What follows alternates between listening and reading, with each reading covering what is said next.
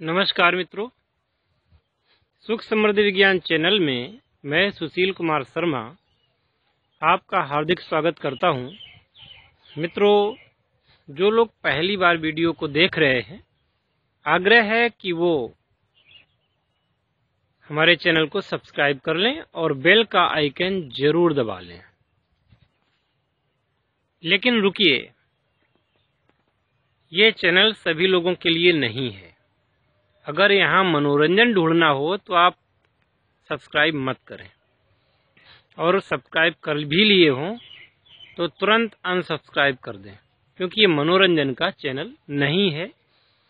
ये बहुत ही गहनतम ज्ञान के लिए चैनल बनाया गया है, और इसमें आने वाले हर व्यक्ति के लिए ये आवश्यक है कि इसका हर वीडियो गौर से देखे, पूरा देखे और बिना स्किप किए हुए देखे, क्योंकि इस चैनल में बताई हुई जितनी भी बातें होती हैं अपने आप में प्रामाणिक हैं, और लाखों यूट्यूबर्स की जो तमाम चैनल हैं उनके बीच में अपना इसका अलग ही महत्व है। हमारा उद्देश्य जो सब्सक्राइबर्स की जो संख्या ही बढ़ाना नहीं है, बल्कि हमारा उद्देश्य ये है कि जो कोई भी हमारा सब्सक्राइबर बने, सदस्यता ले हमारे चैनल की, वह व्यक्ति हमसे जुड़ने के बाद में लाभान्वित हो, चाहे शारीरिक रूप में लाभान्वित हो, शारीरिक उसका स्वास्थ्य के लिए लाभप्रद हो, या फिर कि वो व्यक्ति साधनाओं के क्षेत्र में आगे बढ़े, या हमारी और भी जो कैंपेन हैं उनमें शामिल होकर के राष्ट्र का भला कर सके। मित्रों, इसीलिए ये चैनल बनाया गया है। तो वीडियो अगर अच्छा लगे तो लाइक कर देना, शेयर कर देना, अच्छा न लगे डिसलाइक कर देना और चैनल को छोड़ देना। धन्यवाद, ये बात कहनी आवश्यक थी। मित्रों, अगला एक सवाल के जवाब मैं दे रहा हूँ।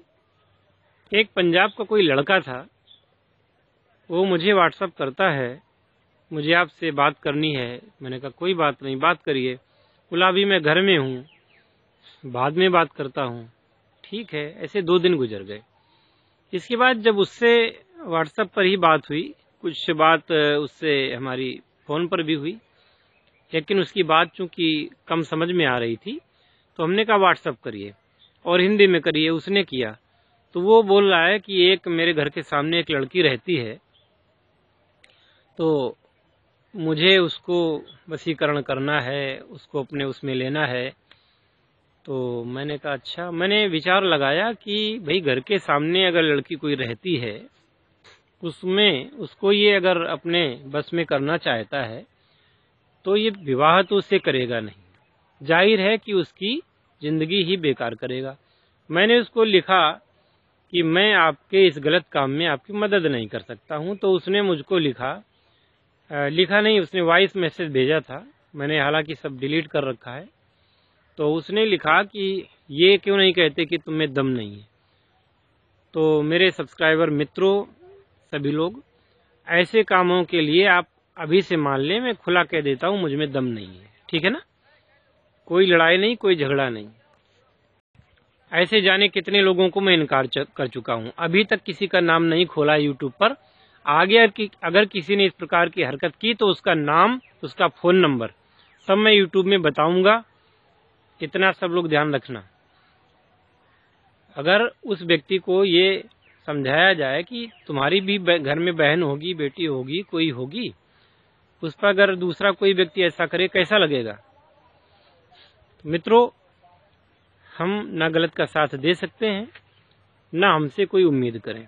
हाँ, जो भी हम साधना, पूजा पाठ जो भी सिखाते हैं, आप लोगों को बताते हैं, वो इसलिए कि आपके जीवन स्तर में सुधार आवे, आपकी सोच में सुधार आवे, और आपके लिए हम आयुर्वेदिक दवाइयों का, योग का एक हमारे पास विशेष ज्ञान है, उसको मैं बांटना चाहता हूँ, उसको बांटता भी हूँ, लोगों को लाभ पहुँचा रहा हूँ।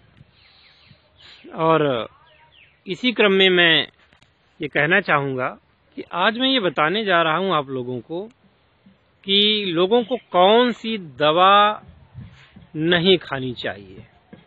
ठीक है, आज का विषय है कि कौन सी दवाइयाँ हमें नहीं खानी चाहिए और कुछ लोगों के आक्षेपों के उत्तर, ये हमारा विषय है। मित्रों, मैंने एक किसी डॉक्टर का लेख पढ़ा जो अपने आप को MBBS कहता है, और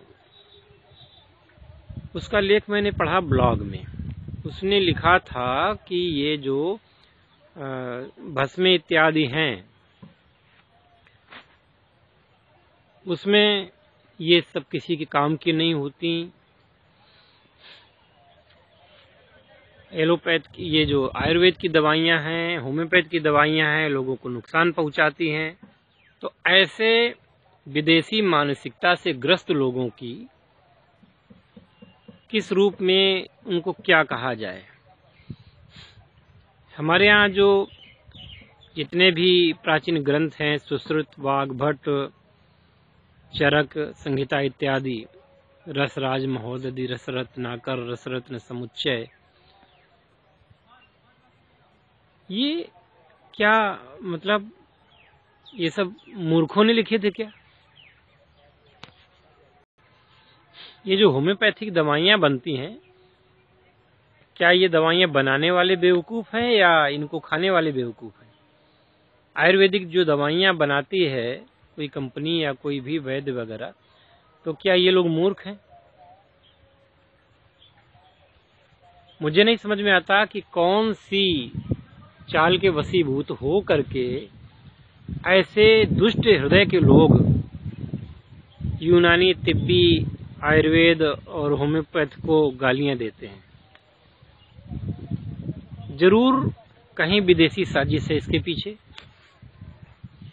जो भारतीय प्राच्य विद्याओं को एकदम से मिटा करके एकदम आधुनिकता लाद देना चाहती है।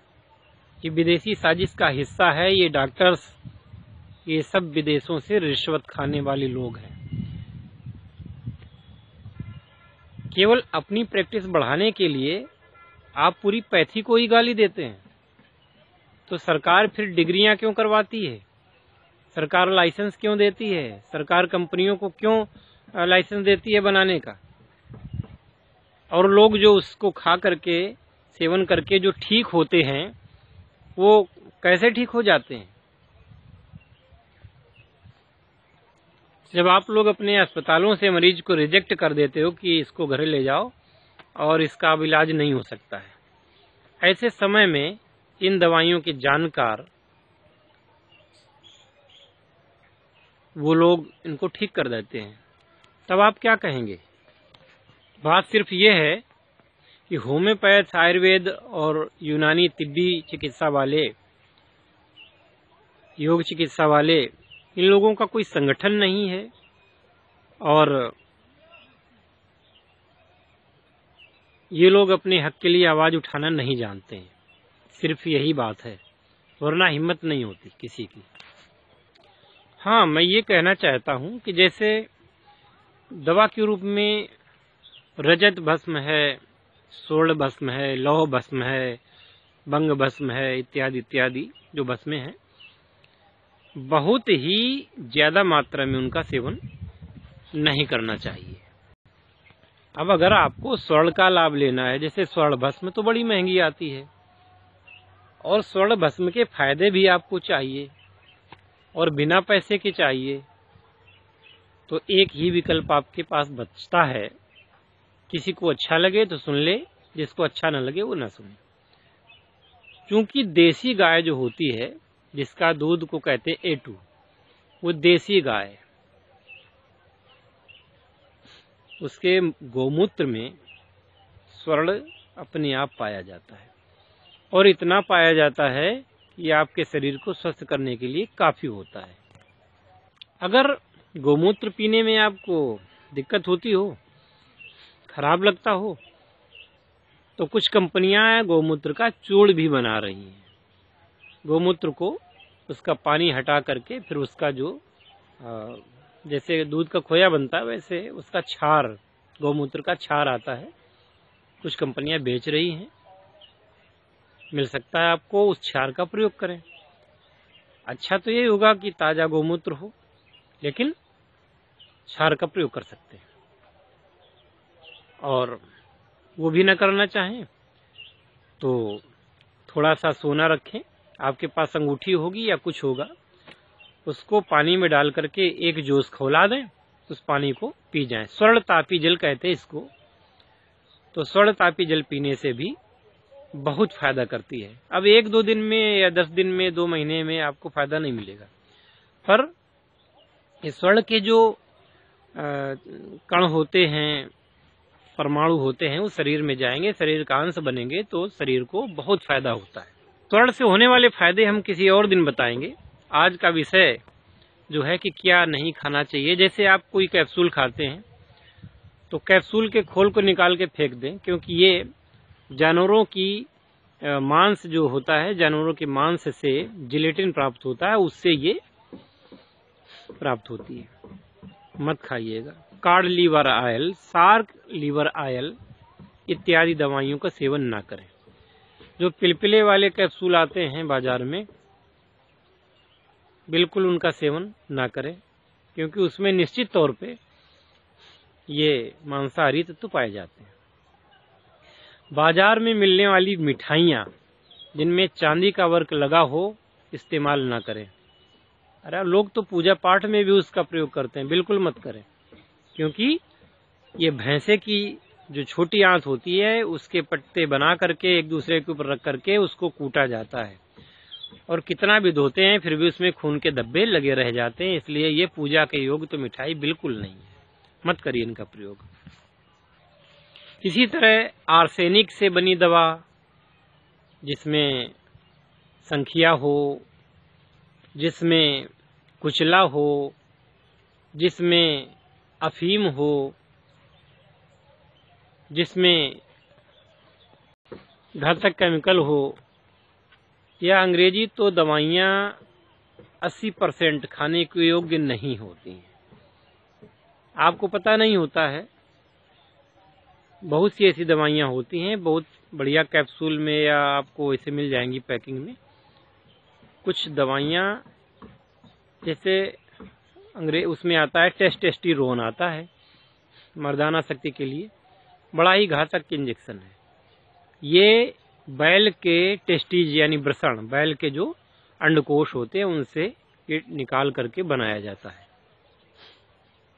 और कई हार्मोन्स हैं, जैसे इंसुलिन है, ये भी जानवरों के शरीर से इंसुलिन निकाल करके इंजेक्शन बनता है। तो इंसुलिन लेने वाले तो बिल्कुल सुन लें, ये इंसुलिन कोई भी ऐसी चीज से प्राप्त नहीं होती है जो शाकाहारी हो।